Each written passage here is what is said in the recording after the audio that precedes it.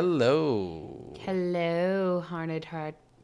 Did I just hurted friends? Hurt friends. Hurted hurt. I'm going to make a meme now. That's going to go in the group me with the girl. Hurt friends. Have you listened to the Hurted Hurt? God damn it. I can't even say the name of my own show. We can't even get through one fucking intro, flawlessly. I cannot say the name of my show. Jesus Christ. God. Pretty soon we're going to get to, episode, 100, and I'm going to be like... Yeah. Words will have completely left me.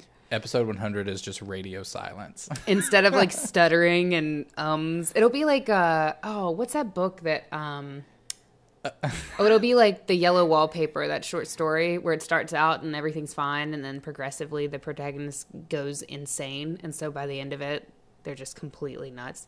If you haven't read The Yellow Wallpaper, read it. It's great. It's really, really good. Sounds old good. School goth shit for you. Sounds good. Old school goth nerd shit. Yellow Wallpaper. Yeah. It's very good. Have you read it? I think I have. I remember that. Ooh, it's very Did we read that in school? I don't think we were allowed to read it in school. But I heard about it somewhere. I remember it somewhere. Do we? Yeah, it's somewhere. In 4th grade, we read some horrifying story where I remember that we were far too young to read it.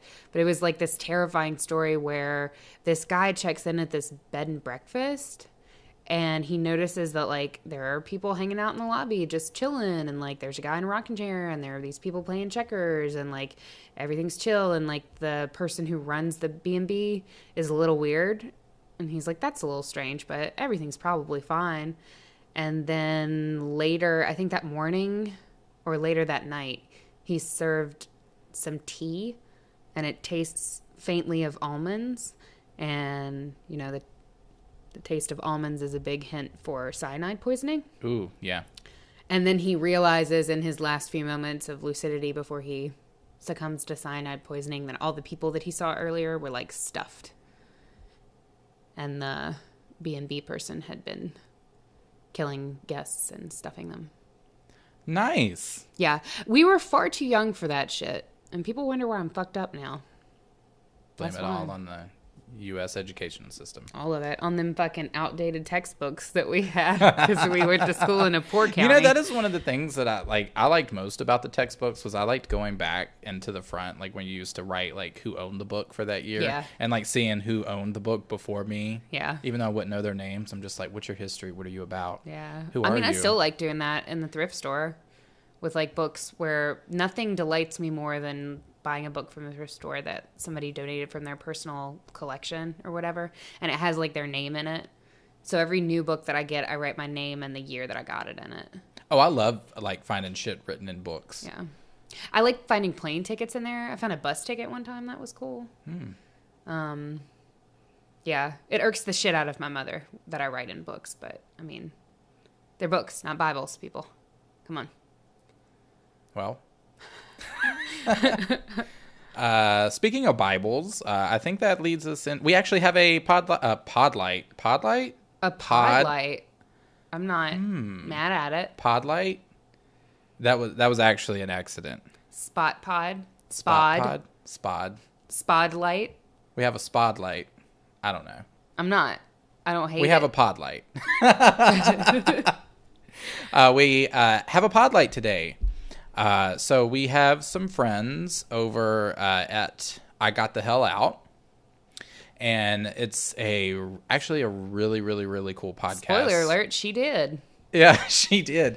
No, but it's a podcast about Debbie. It also has her friend Laura in it, yeah. And Debbie actually spent 10 years in a cult that and was it sounds like kind of similar to the 12 Tribes cult that we covered. Yeah. It is not the same cult, but it's Old Testament-y and gender roles and doomsday, God is angry, all of that stuff. So but also love, but also like an angry kind of love, and not my kind of angry love, not the fun kind of angry love. Yeah. Different sort of thing. No leather involved. I'm thinking only No. Unwashed denim Oh my God, Katie. and like fucking shitty skirts. Unwashed denim No skirts. ankles allowed. Yeah. Crew cut socks. I think they get the picture. Anyway, go listen to their podcast. Yeah, it's very cool, especially if you liked our episode that we did on cults and secret societies. You'd be into their Yeah, totally. You can type of vibe. Yeah, you can definitely just search them, find their podcast. They are weekly. I think they try to come out on Saturdays. Yeah. For the most part. So yeah, definitely go head over and check them out. Yep. So, also, all right, and then also we have had the shittiest weather. Yeah. Over the past couple of days. Yeah. Even though, well, no, it's not shitty. It is shitty weather, but I love it because it's rain and I'm fine, but I'm a little mad. It makes me want to sleep all day.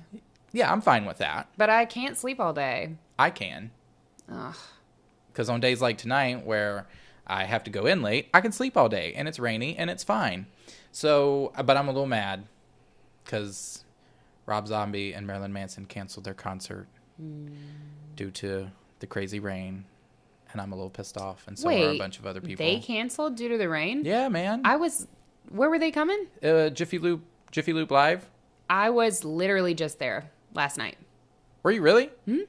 There was a concert for Weezer and the Pixies, and Sleigh Bells did a concert there. And it fucking rained on us. And they didn't give a fuck. They didn't cancel. Weezer was like, fuck that rain. I don't give a shit. Where's my guitar? I don't think I could do that. I don't Give know me that my I could. Nirvana I would have to cuff be like in a sleeves. special state of mind to like sit and be No, like wet and like it was so good. So I knew that it was supposed to rain. So I was like, how do I deal with this? I don't want to be miserable. And I can't wear ponchos because I run hot. So I just can't have a poncho locking in all of my heat because I just fucking bake myself like a sweet, sweet baked potato. And I didn't want to do that because I would be angry. So I like had this bathing suit that I was like, this looks like a bodysuit. And I hear young people wear bodysuits nowadays. And I'm a young people, sort of. So I'm going to try this. So I put that on and like some shorts and like a kimono. And I was like, fuck it, I'm ready to go.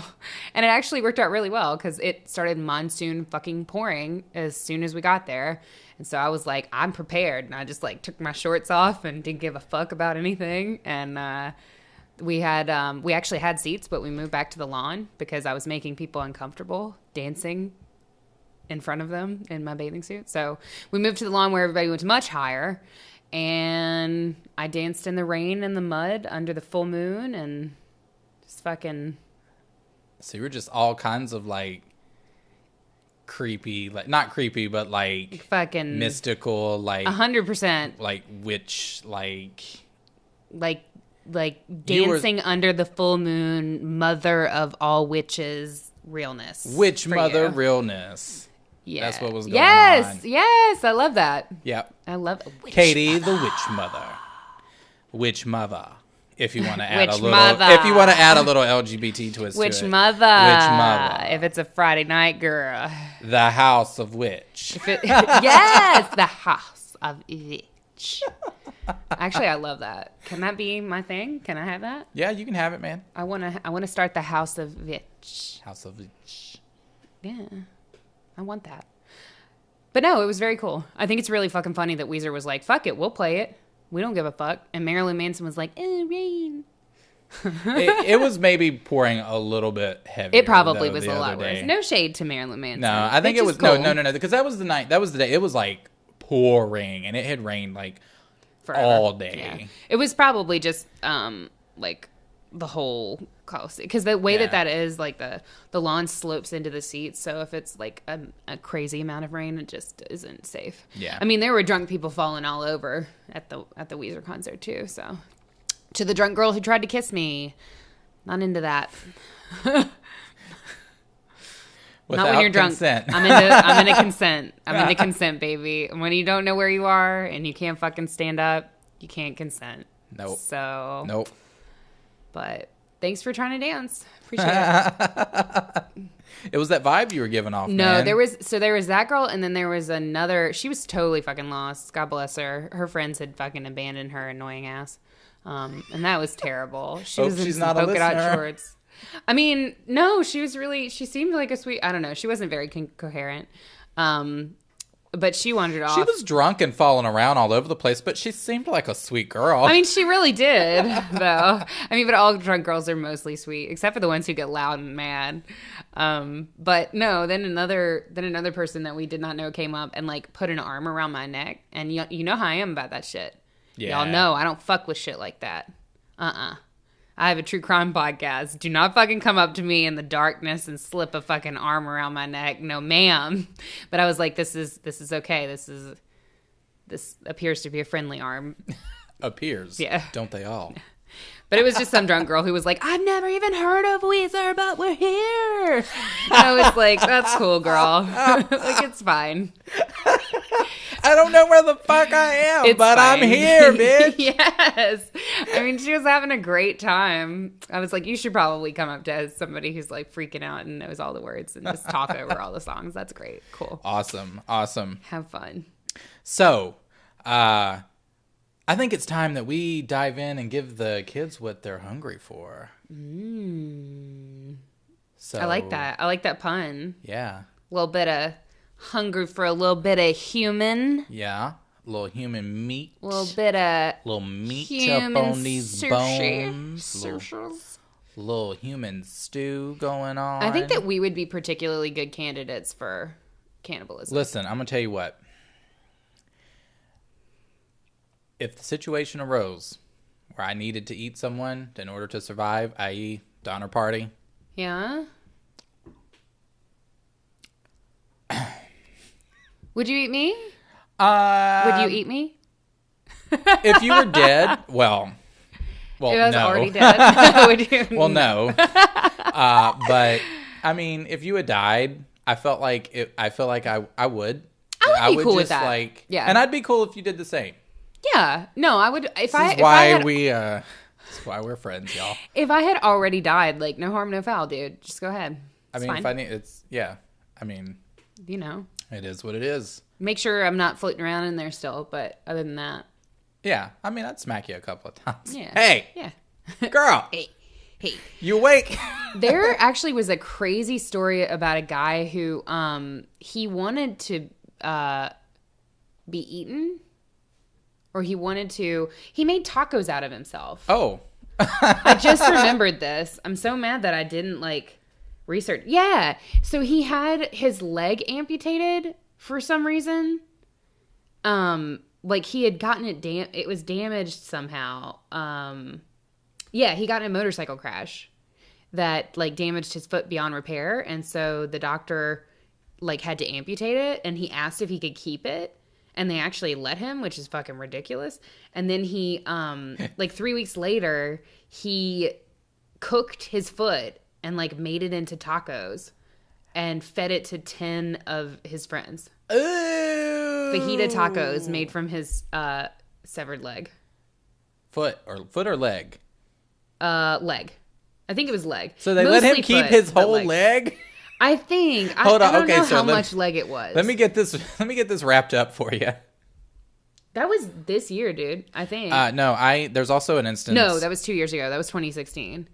Apparently, he made apple strudel, quiche puff pastries, fruit tarts, and chocolate cake. They drank gin lemonade, punches, and mimosas. Oh, nice. And they ate fajita tacos made of his leg. His name was... Did they know?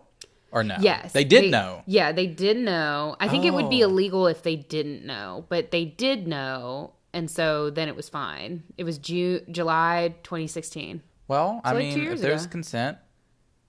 Yeah. Apparently, that was here. That was this state, too. It was not somewhere random. That was here in Virginia? Yeah. Am I fucking this up? Hang on. He, does it tell me where? Well, I guess it doesn't really matter. Apparently, the U.S. doesn't have a federal law banning cannibalism. No, they don't.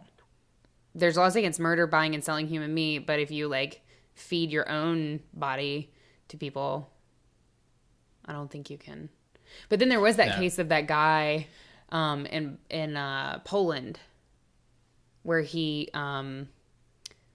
there was like this Are you guy talking who, about the Craigslist guy? yeah, He put an ad out for wanting like a volunteer to like yeah, and for somebody someone to responded. come in, and they responded. So yeah, I think that was a man, and they met. They had sex. Oh, they had sex? Yeah, they had sex before, and then he, if it's the same guy, they had sex, and then afterwards they sliced off his genitals and tried to eat them, but then found that they were too rubbery Chewy. Yeah, and too chewy. chewy. So the guy was like, I think he tried cooking it and eating it, but he let the man like bleed out, or was like trying to let him like bleed out so he'll die, and the man just like would not die, so he killed him. But I mean, that's what the man like. He wanted that. He came with the expectation of dying. With the expectation of dying, yeah, which is still fucked up and wrong and like not good. But it wasn't like a case of like it wasn't. I mean, he allowed himself to He be allowed murdered. himself, so it's kind of like essentially like a assisted suicide almost. Yeah. Assisted suicide with a twist. Yeah. I'm looking at this article on this motherfucker who fed his friends his feet, and basically the reason why he did it is that he wanted to fucking keep his foot because it was part of him, but it was too expensive to freeze dry his foot because it would have been $1,200. See, that's some he said you if I had shit, had the though. money, I would have done it, but instead he just fucking ate it. That's some you shit though. What? That I want it to be part of me? Well, no, it's like this is my body part. I want to keep it. I probably would. And then if ask you to like keep couldn't keep it, then like, oh well, I guess it's coming back into my body. I probably would keep it, but I would like bury it and I was have it gonna grow a say. tree. You know what I mean? Yeah, It would be my foot tree. I would want to try to figure out a way to keep it not preserved, but maybe like plasticized or something. But which I guess is still expensive, but like, I don't know. You can have it in like the display case. There's actually also a case of a guy who's an artist actually, and he was born with a deformity in his hip, so he had surgery to remove part of his hip bone, and he asked the doctors to keep it, and they also allowed him to keep it. But this was like a tiny little piece of like bone, like hip bone. So he took it home. That's really cool. Well, he took it home Oh, and no. then Does it get boiled knuckle? it and like ate the marrow? yeah out of it because he said he wanted to know what it tastes No. like, and so it turned into this like artsy like consuming myself type thing. And he said it tasted. See, this is where we get a little awkward because a lot of people say that human meat tastes like chicken. Some people say it tastes like. I would think it would taste like pork, Some people do say pork. which I don't remember what it tastes like because I ain't fucked with pork in like 15 years. You either get like chicken or pork. Some people say like veal. Ooh. I've only ever had veal like once in my life, and I don't Some remember people being say the beefy. biggest fan. The of foot it. guy said beefy. Yeah. I think to me it would depend on the person. You know what I mean? Like I feel like everybody would probably taste a little bit different depending on Your diet. lifestyle, your diet, and whatnot. Mm-hmm. That's what I feel like. Yeah.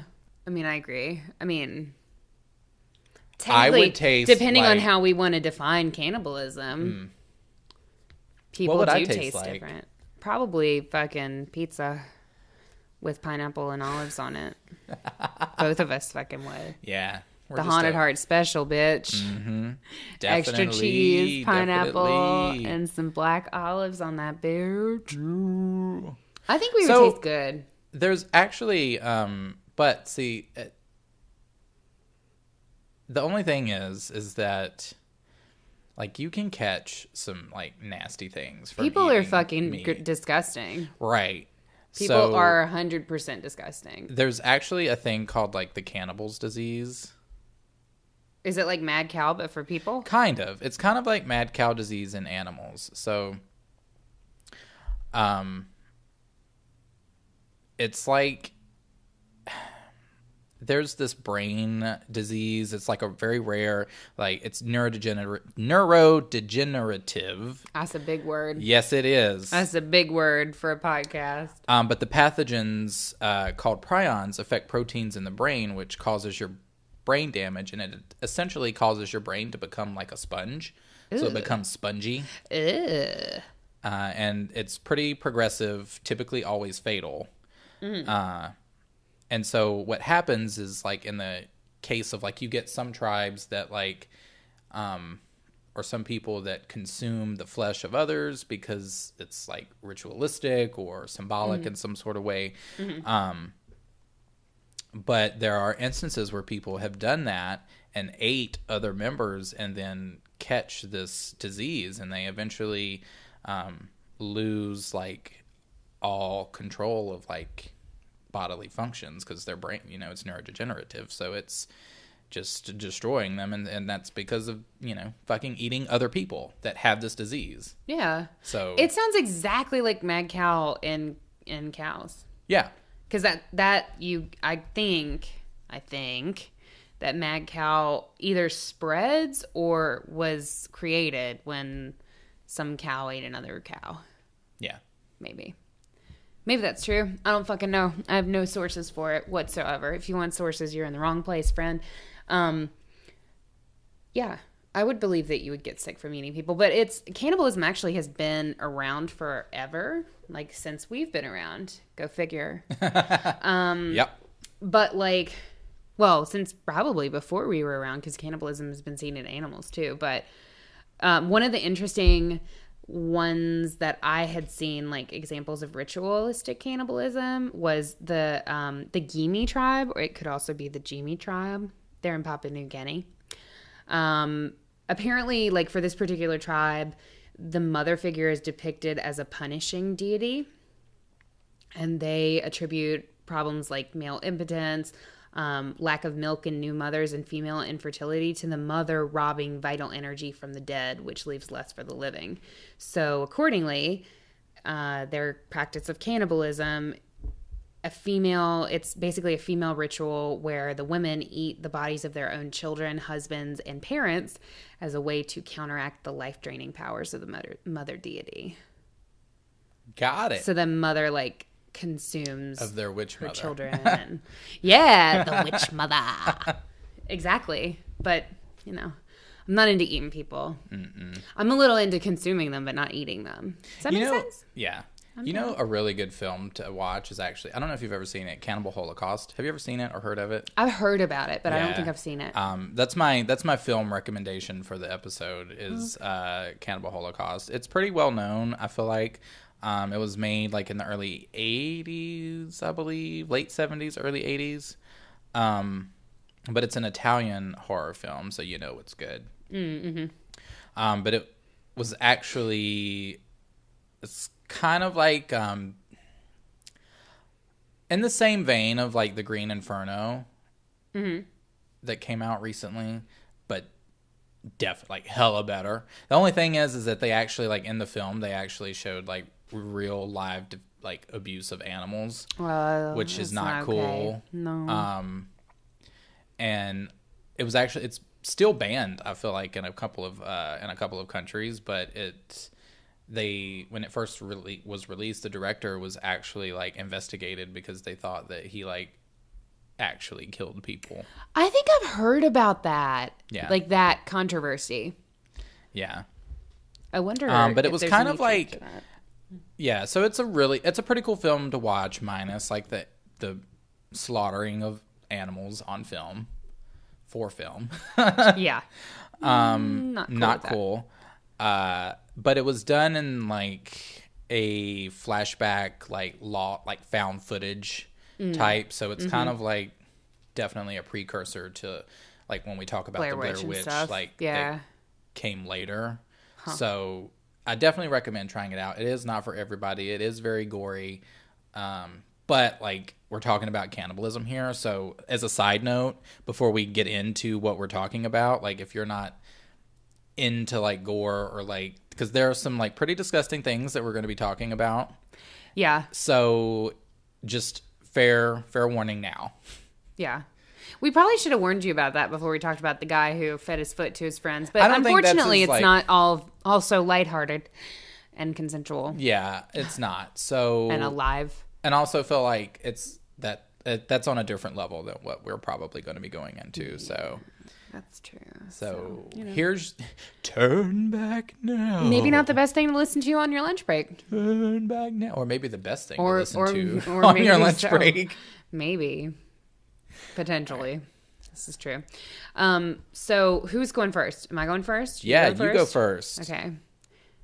So I was told today that Kenny also has a fucking case today. I do. That we both have cases. We both and have I don't cases. really know how It's to. fucking I don't know how cannibalism. to take that. It's fucking cannibalism. Like, there's so many good ones. Yeah. No, I know. This is like the one thing where it's like, ugh. Murder probably happened. Yeah. So. Yeah. It's I would say the murder's a strong prerequisite, but as we saw with the Foot Taco guy, not necessary. However, probably a prerequisite for cannibalism is being a murderer. Anywho, so I will be covering the case of cannibal killer Catherine Knight. Catherine Mary Knight, to be specific. And that's Knight like suit of armor, not Night like the opposite of day. Ah, that's disappointing. Yeah, but we don't really want to like her, so it's okay, I think. Okay. I think it's okay. So we're going to be discussing her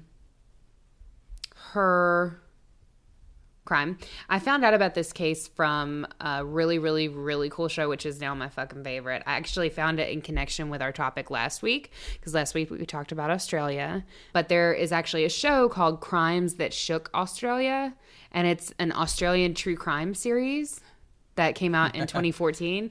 It's fucking fantastic. And you can find some of the episodes on YouTube, because I had a hell of a fucking week and I decided that I wanted somebody else to do my work for me. So I stole it from a crime procedural. Cool. Yep. I'm a real podcaster, Mom. So Catherine Knight, spoiler alert, is the first Australian woman to be sentenced to life imprisonment without parole. Okay. First ever. Her crime, which happened in 2001, I want to take a look at her beginnings, because in this case, her, like, the way that her life, let's see, there were lots of warning signs with her, and like there was a lot of build up to her crime. It wasn't like she was like some unassuming person who out of nowhere did this. She was born and raised in a very dysfunctional family environment. So her mother, whose name was Barb. Her mother's first marriage, she had 4 boys, 4 male children, and they lived in a really like rural conservative town. And then her mom decided that she wanted to have an affair with this guy, began that relationship, and it kind of got out of hand and everybody found out. It was a huge scandal. So she and Ken were forced to leave. None of the 4 boys went with her. 2 of them stayed with the father, and then 2 of them went to be raised by their aunt in Sydney. So that is kind of unusual, right? Yeah. So she essentially starts over. She's like, what does my life need? 4 more children. So she has 4 more children with Ken. More children. Let's just replace all those children that fucking. I just left. Just keep fucking. Hey, just keep fucking is like my motto. However, I'm going to need you to not be spitting out quadruplets. Yeah. No. Every man that you meet. Nope. You don't need to have 4 children by every man that you meet. Anyway, enough judgment of Barbara. So Barbara has 4 sons, or I'm sorry, not 4 sons. Had 4 additional children with Ken. 2 of which were a pair of twin girls who were born in 1955, and Catherine was one of those twins. She was the youngest, the younger of the 2. So she was a twin. Yes, she was a twin. Okay. When she was 4, her stepfather, which I guess is kind of like, he was referred to as her stepfather, but it was like her mother's first husband. He died, and the 2 boys who lived with him moved in with Barbara and Ken. So they moved into Catherine's house. Whoa. Barbara and Ken. Oh my God. I didn't even catch that. Whoa. Barb and Ken. I think I'm sorry. I think it was Far From a Dream House, though. Can we be real? Far From a Dream House. I don't think we were headed. Damn, that would be a good episode title, but it doesn't really go with what we're talking about.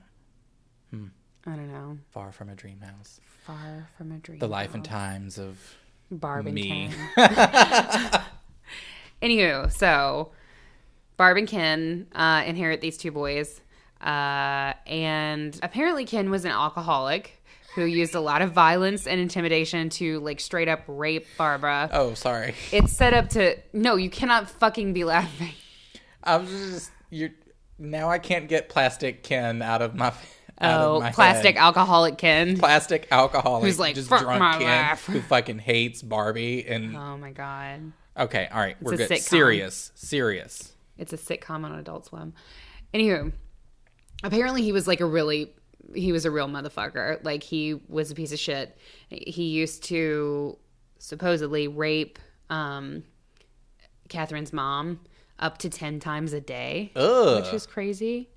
And then apparently the mother didn't shield her daughters from anything that was happening, not blaming her, just saying she was very open about how terrible everything was. She gave the girls intimate details of her sex life and how much she hated sex and men.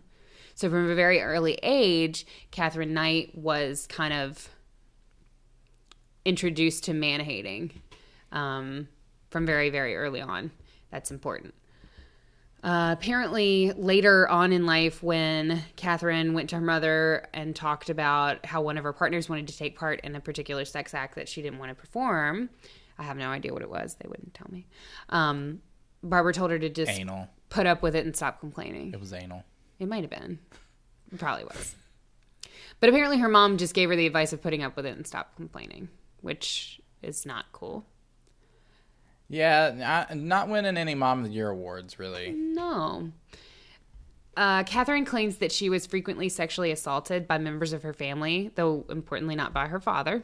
She excluded him from those allegations. Apparently she said that continued until she was 11 years old. Some psychiatrists who talked with her have their doubts that those allegations might be true, you know? They're not sure that that is true, but they basically are forced to accept that claim since all the family members back it up. And that could be for many reasons, you know? So apparently she was only ever close to her uncle, whose name was Oscar, and she was devastated when he committed suicide in 1969. And she claims that his ghost continues to visit her. And that year, in 1969, when he committed suicide, Catherine's family moved back to Aberdeen. So where her mother had originally started out, basically. Right. So she was kind of remembered by her classmates as a bully from very early on. She assaulted at least one boy at school with a weapon and was once injured by a teacher who was found to have acted in self-defense. Oh, wow. Yeah. But other than that, they say that she was a model student. Okay. And that she earned awards for good behavior, other than when she was enraged and threatening teachers. Okay. Regardless, she left school when she was 15, and she hadn't learned to read or write. I guess every year she was just like, bitch, I'll cut you to the teachers so that they would pass her, I guess. No idea how you... Model student. I guess. Can't got awards. read or write. Yeah. Assaulted teacher. What does this tell us about like the education System in Model Australia. student can't read or write. Guys, I need y'all to, like, our Australian listeners, if you want to send us, like, let us know how that works. Like, let us If you know. can read If and you write. Can read or write. I'm just really interested to know as to why someone in this, like, educational system would be considered a model student in this instance. I guess she just didn't cause any problems. I don't know. I mean, except for when she was causing problems, right? Right. Very odd. Regardless, so she left school at 15, and she became a cutter in a clothing factory. She said that this was about a year later, she left to start what she called her dream job, which was cutting offal at the local abattoir. Cutting what? Cutting awful? Yeah. Offal. Offal. I think that offal is like a I'm not sure what offal is, but I know that basically the abattoir was like I think it's like an Australian version of a grocery store, like a butcher shop. Oh. Yeah. So she got a job there, and she was quickly promoted to boning, and she was given her own set of butcher knives. So basically she was a butcher. Okay. And that was like her dream job. Oh my God. She was into that job, right? At home, apparently, she hung the knives over her bed so that they would, quote, always be handy if I needed them. Okay. And she Not basically mad did about that for her whole life. Not mad about that. I mean, what you need them for, though? Listen, I'm going to tell you what. I am about an edged weapon, okay? Like, But I'm not if you a gun, hang them I'm over not your a- bed, like, bitch, what if they fucking fall on you in the night? What if you're having some particularly active activities in your bed, maybe and then your I'm fucking just knives not fall opposed on to you? keeping them around. Yeah. I'm not a gun I'm not person, opposed to but keeping I them do around, like a but good- literally not around my head as I'm sleeping. Yeah, okay. I'll give you that one. Also, I don't trust a motherfucker. I ain't putting a knife above my head and then losing consciousness because somebody gonna stab you. True. Moving on. So she met her first husband. Catherine met her first husband. He was actually a coworker of hers. She met him in 1973, and supposedly she just totally dominated this dude. It was like reported that he liked her because whenever he would get in bar fights or whatever, she would back him up in fist fights. Okay. Which is kind of fucking cool, but at the same time, like, in reality, it's one of those things that's, like, it seems really cool as an idea, and then, like, in reality, it's, like, the most redneck, awful white trash thing. Yeah. Right? Yeah. So, she was apparently well known for offering armed combat to anybody who upset her. They got married in 1974. David Kellett, it was his name. And they married in 1974. And apparently at her request, she wanted them to arrive to their service, their wedding service, on her motorcycle. And he was drunk also. I mean, so there's elements to this that I like.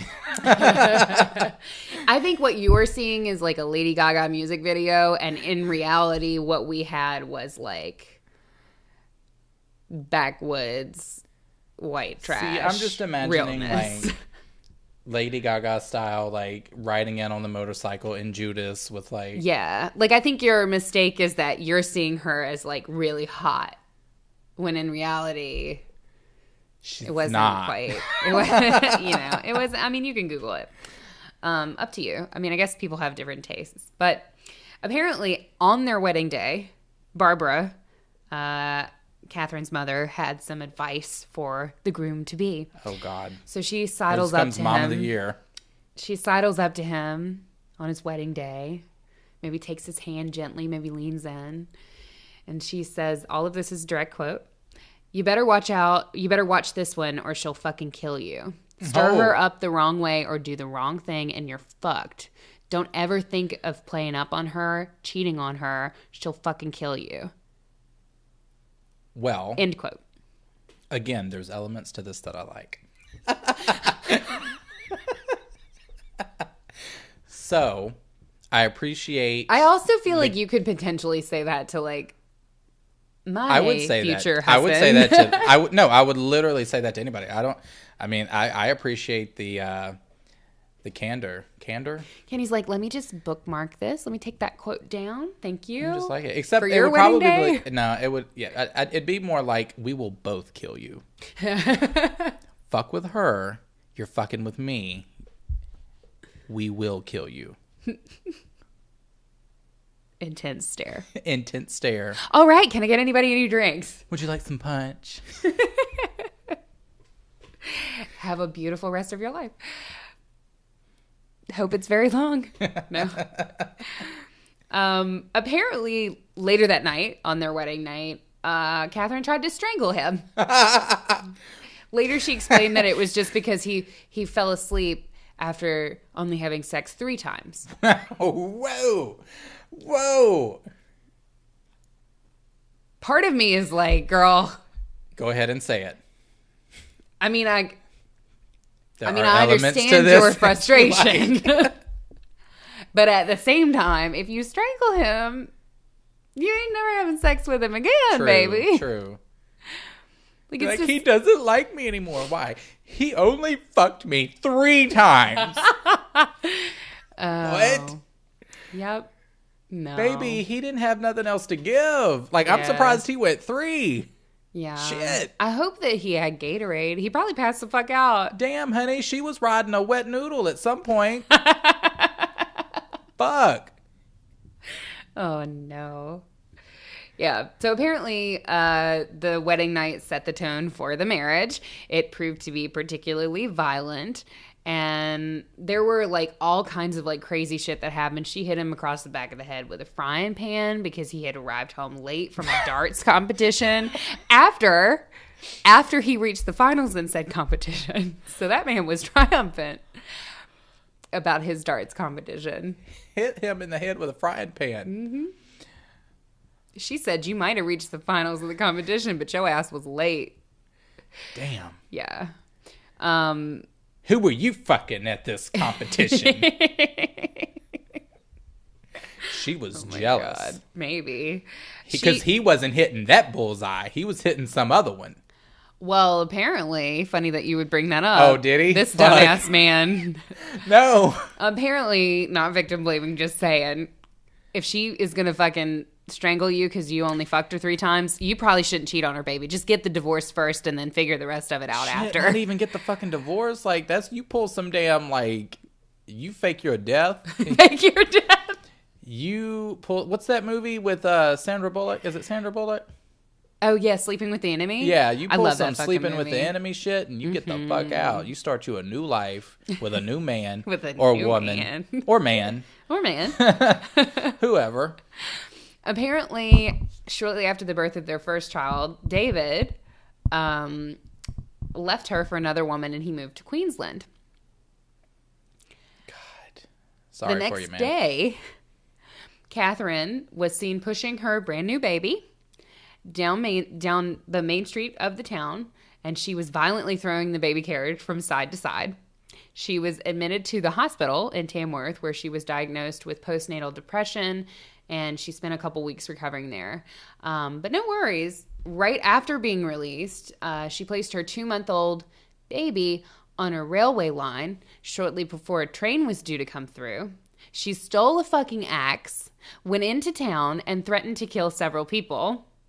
And a man, you're going to love this, a man known in the district as Old Ted. I love it already.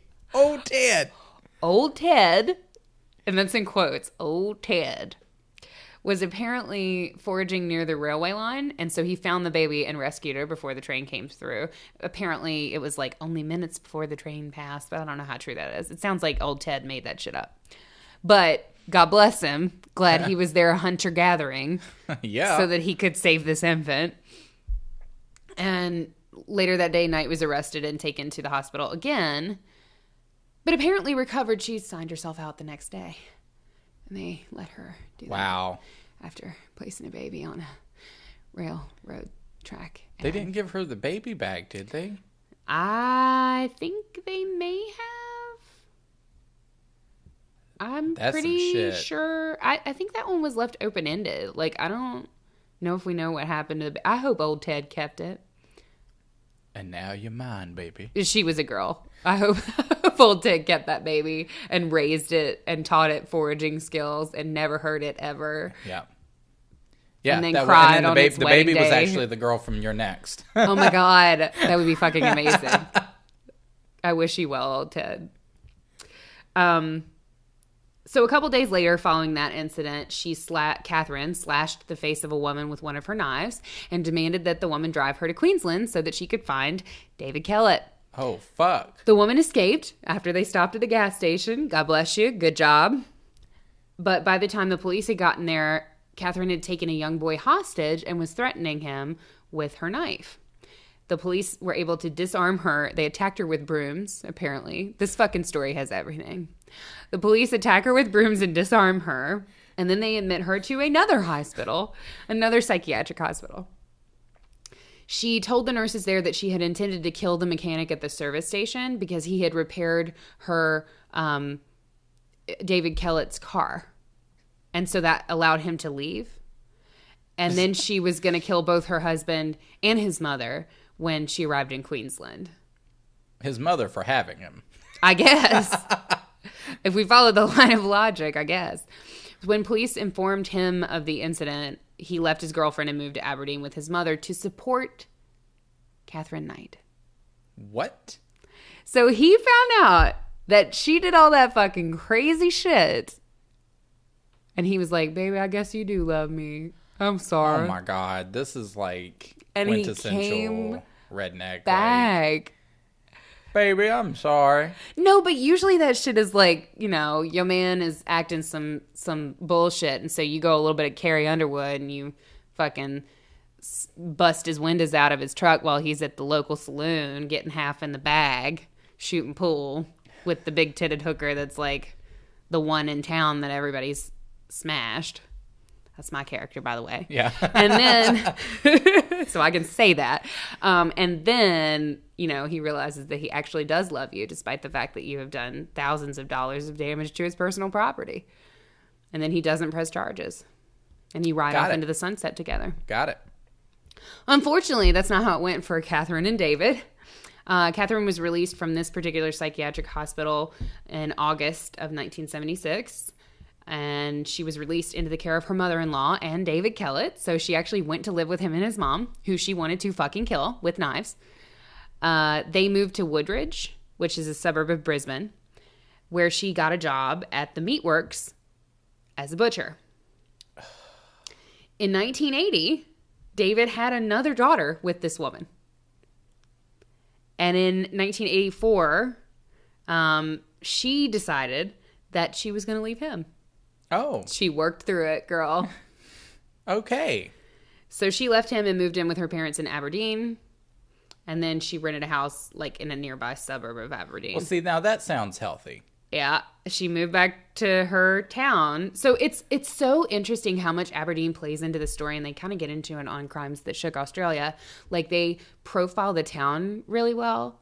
And like, it's so weird how her life takes her away from the town and then back into the town and then away from the town and then back into it. Right. You know what I mean? So it's like a yo-yo effect. Yeah.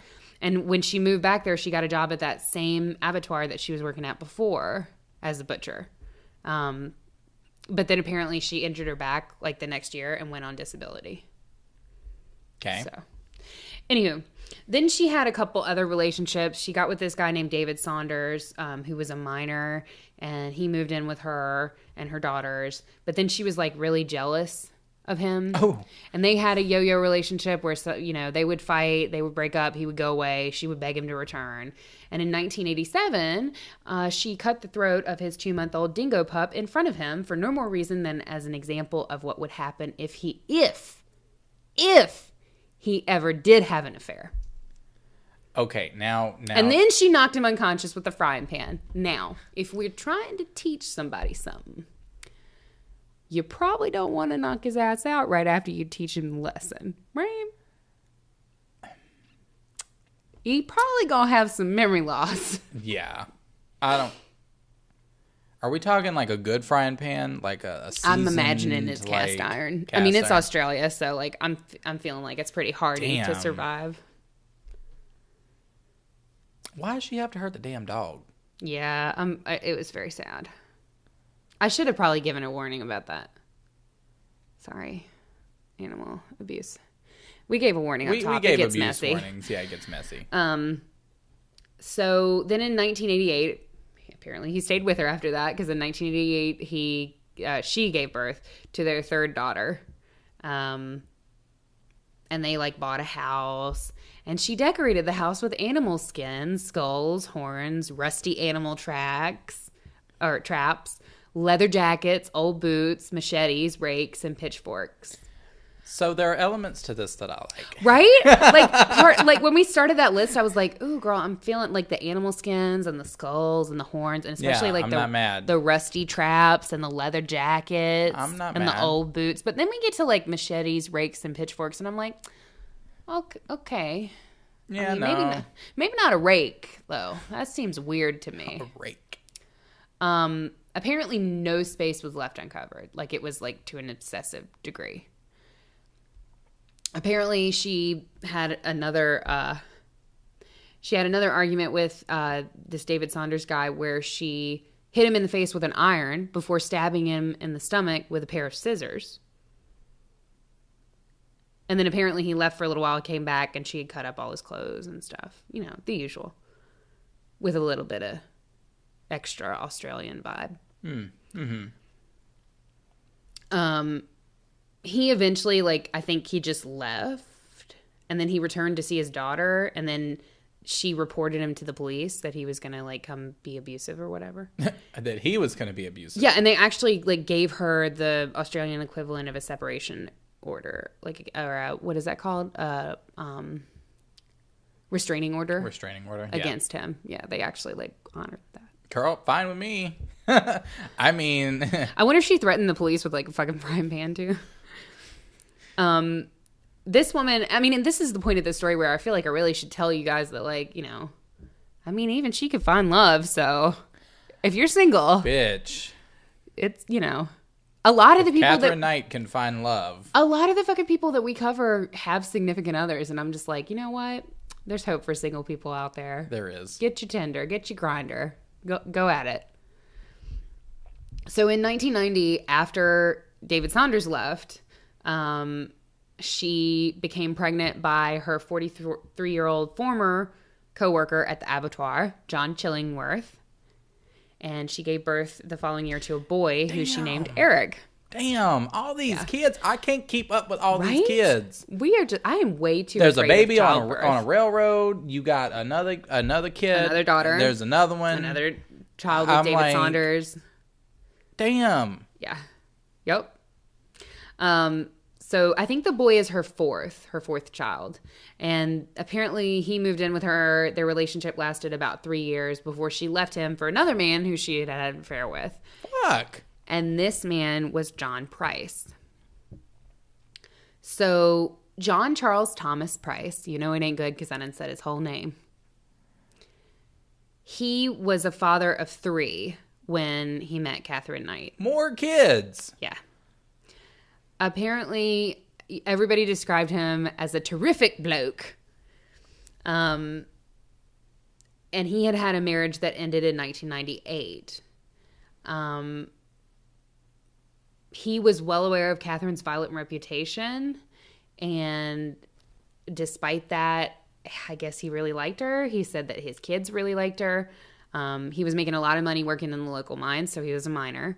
And apart from some of their violent arguments, he said that he was quoted as saying that life was like a bunch of roses. She forced him into saying that. Maybe. So she moved in 1995 into his house. And in 1998, they fought over him refusing to marry her. In retaliation for that, she videotaped items. Was that like an Australian accent coming out? I think it was trying to. She videotaped. I think it was trying to. Crikey. Yeah, I'm turning Australian. You just literally offended every Australian. Yeah, I did. You know, I can't do your accent on anything other than like really fake, false, horrible, stereotypical words. Yeah, so I'm it's sorry. really hard. I can never do the O's. The O's are interesting. Yeah, O's. That O's. sounds more British. O's. I can't It's not do working it. out. So anyway, they fought over him not wanting to put a ring on it. And so she videotaped items that he had supposedly stolen from work, and she sent the tape to his boss. I just imagine her going around. He stole this. He stole this. Look, this motherfucker even took this. Apparently it was just like expired like medical kits. I guess he needed some Band-Aids, so he was like, let me just have this. It's such a fucking lame thing to steal. If you're going to steal, like, come on. Ace take them good. bandages. I mean, guess. damn. Probably he needed a fucking medical kit because he was with this bitch. Fucking absolutely. He was probably trying to sew up his own fucking wounds and shit. I didn't even think about that. Fucking needed the goddamn Band-Aids. I did not even think about that. That is so true, though. Regardless, that particular stunt got him fired from the job that he had had for 17 years. What? And remember that money that he was making? He ain't getting it no more because he got fired. Thanks, bitch. Yeah. So that same day, he kicked her out, and she returned to her own home. And the news of what she had done kind of spread throughout the town. But I guess she got some kind of magic spell, girl, because a couple months later, he restarted the relationship. Damn. But he refused to allow her to move in. What type of pussy does she have? I guess diamond plated, girl. I don't know. I'm concerned as like what is going on here. What type of cat is she throwing all over town, girl? Shit. Yeah, I don't know. But he restarted the relationship with her, but he refused to let her move in this time. And apparently the fighting was even more frequent, and most of his friends actually kind of like disowned him while they were together because she wasn't very nice to hang out with, I guess.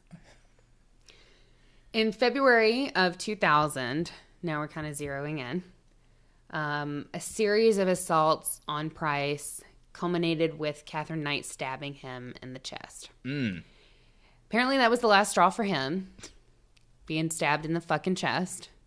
Most of us hit our breaking points prior to that. However, he kicked her out of the house that day. February 29th, he stopped at the magistrate on his way to work, and he took out a restraining order in an attempt to keep her away from him and his children. Apparently later that afternoon, he told his coworkers that if he didn't show up at work the next day, it would be because Catherine Knight had killed him. They understandably pleaded with him to not go home, but he said that he believed that she would kill his children if he didn't go home. So he arrived home on February 29th to find that Catherine Knight, although she wasn't there herself, had sent the children away for a sleepover at a friend's house. Oh, thank God. So he spent the evening with his neighbors before he came home. So was she not there? She was at the house, but she had sent the children to sleep over at a friend's house. Okay. So the kids weren't there, but she was there. And so he spent the evening at his neighbor's house and came home at like 11 p.m. Okay. Earlier that day, apparently she had bought new black lingerie.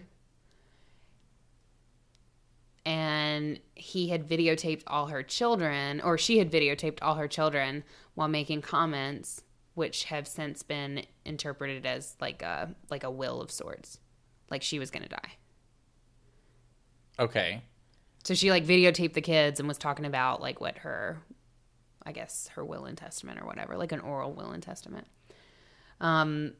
So then she arrived at the house while he was sleeping, and she watched TV for a few minutes before she took a shower.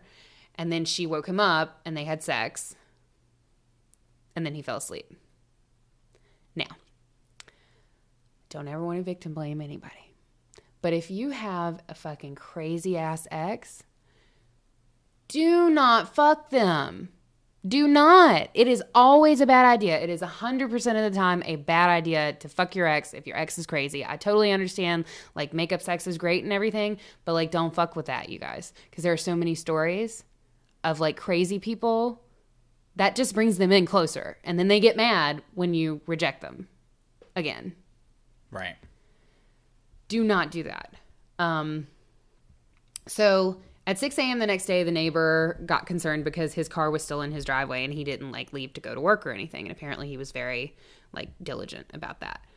So they sent a fellow employee over to see what was wrong.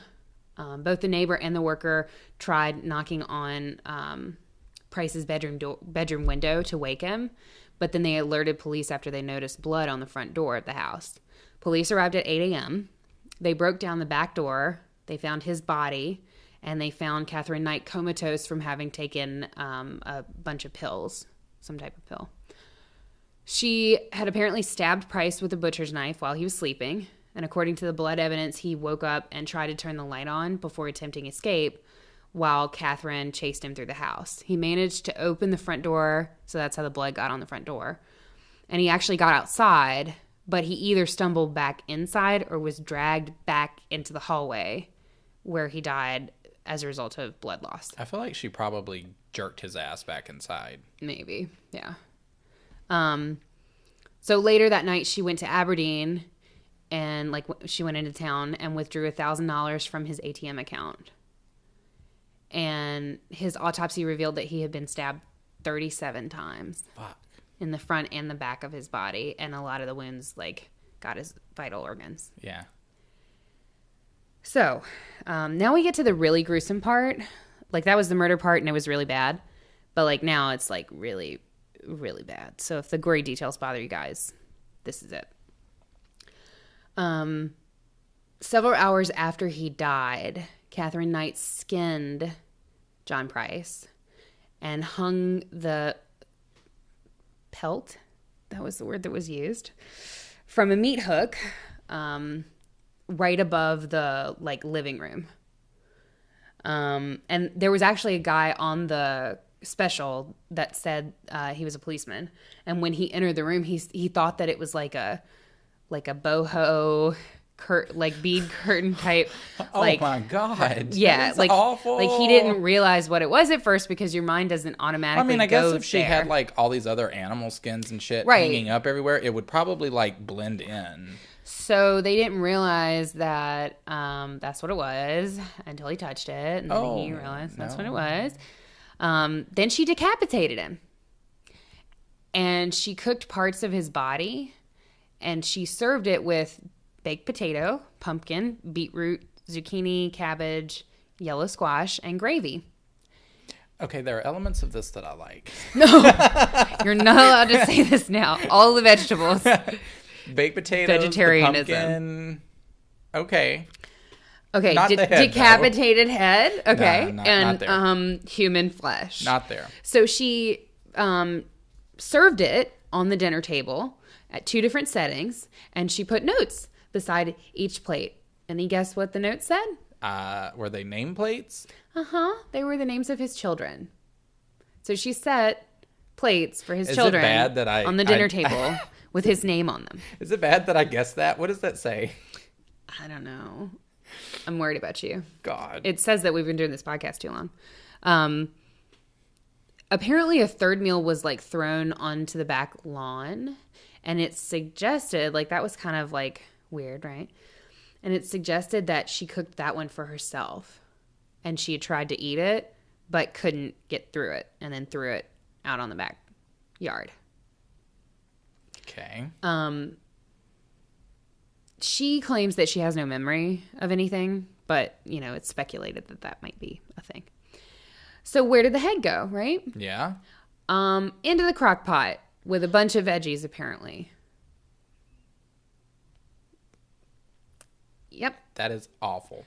Apparently, it was still warm, between 104 and 122 degrees Fahrenheit.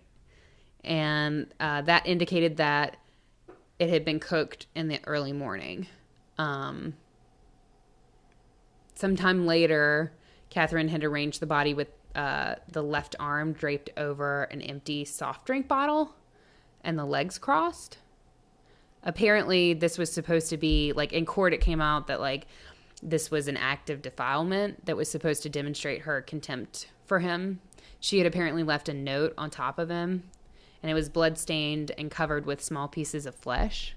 And the note read, "Time got you back, Jonathan, for raping my daughter. You too, Beck, for Ross, for Little John. Now play with Little John's dick, John Price." What the fuck? And it's all horribly misspelled. She was out of her fucking mind. Whatever accusations were made in that note, about him raping her daughter or whatever, all of that was found to be totally groundless. It was not. Nobody who looked into the case could find any sort of evidence of that at all. So she was offered a plea to plead guilty to manslaughter, and she rejected it. And so she went to trial, and she entered a plea of not guilty. Okay, cool. So, as you can imagine, the trial didn't take too terribly long. I wouldn't imagine that it would. No, you know? So she had a psychiatric assessment done to see if she understood the consequences of a guilty plea and if she was fit to make such a plea. And her legal team defended her. They claimed that she had amnesia and disassociation. Interestingly, most of the psychiatrists supported those claims that she had amnesia and disassociation, but they considered her sane. And 2 of them concluded that she suffered from borderline personality disorder. You think. Right. She suffered from some of them. So, regardless, she ended up filing a guilty plea, but she refused to take responsibility for her actions. And I don't know exactly how that works in Australian, court, because Australian court is very weird and very different from our court system. But she ended up filing a guilty plea after all, but she refused to take responsibility for her actions. And at her sentencing hearing, her lawyers actually requested that she be excused so that she didn't have to hear some of the facts of her own case. What the fuck? And they said, fuck no. So they were like, no, you're going to be here. When Timothy Lyons took the stand, who was one of the people involved in the case, I think he was a police officer, and he described the skinning and the decapitation of John Price. Catherine Knight became hysterical and had to be sedated. So on November 8th, Catherine was sentenced to life imprisonment. The judge refused to fix a non-parole period, and he ordered that her papers be marked never to be released. And that was the first time that sentence had ever been imposed on a woman in the whole history of Australian law. In June 2006, Knight appealed her life sentence, claiming that a penalty of life in prison without the possibility of parole was too severe for the killing. The fuck? Yeah. No, I think you're right where you need to be, ma'am. Yep. As you can imagine, that got shot the fuck down. And the justices that ruled on that case said that this was an appalling crime, almost beyond contemplation in a civilized society. Yeah, that's insane. That has a lot of... All right, so first of all, that case has a lot of elements to it. There's a lot going on. She's a little crazy. Yeah. But I just cannot fathom... I mean, again, not to victim blame, but I just cannot fathom why anyone would think that is okay and would continue to engage with that person, especially someone who is so that's the thing how she is. Yes, that's the thing that kills me about that case is obviously she was no stranger to abusive relationships and abusing people. But it's just why do these dudes keep going back? What the fuck, man? I guess, it's almost it's almost like a reversed what we typically see with women who go back to abusive men. Yeah. You know what I mean? It's like the roles are reversed a little bit because you hear a lot about, women going back to abusive men and all of this, and that's very highlighted. So it's interesting to see these men keep coming back to her for what, honey? But that shit happens. For that crystal pussy, honey? I don't understand. I don't get it. It's just, but that happened, that's part of our society that is not so great, is that men are abused too, but men are less likely to speak out against it. And it's men will stay in abusive relationships. Because it's a hit at your masculinity. Right. Yeah. And it's just just a very ridiculous way of thinking, especially when this bitch hits you upside the fucking head with a damn frying pan and she fucking slices people and no. And I'm slashes sorry. people in their fucking face. Why did she not go to jail for that? Jail. Exactly. But I mean, and also though, it's just frustrating because you had kids involved. You know what I mean? Why would you allow your children? I understand, okay, whatever you feel if that's a hit at your masculinity. Yeah.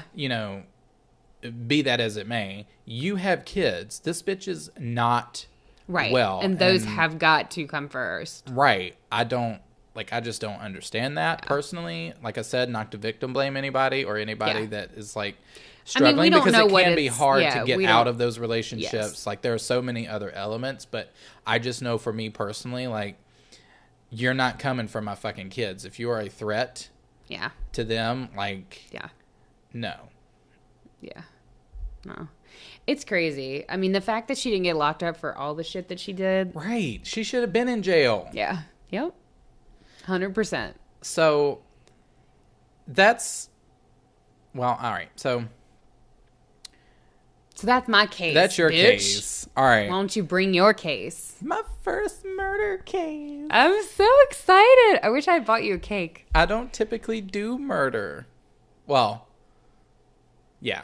I don't typically do murder. That's not something that I typically gravitate towards. If you guys have been listening, you know I typically like the fantasy, the mysticism, the occult. Like, that's creatures, especially like urban legends. Like, that's typically my bag, right? That's what I like to carry.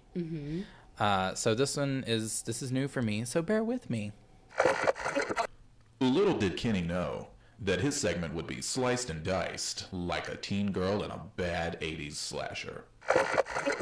So yes, unfortunately, guys, our audio program, for whatever reason, just decided to completely chop up my segment for today's episode, completely beyond repair.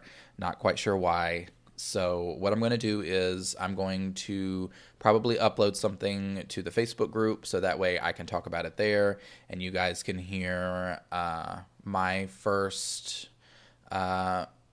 murder case that I was really excited to bring to you. So yeah, unfortunately it is what it is, but hey, gotta roll with the punches here, folks. This is the Trash Podcast. So again, join us on Facebook, Facebook group at the Haunted Heart Podcast. You can follow us on all of our social medias, also at the Haunted Heart Podcast. No, you cannot. And Twitter, we're the Haunted Heart. Whatever. Instagram, we're the Haunted Heart Podcast. We didn't fucking think that through. Shit.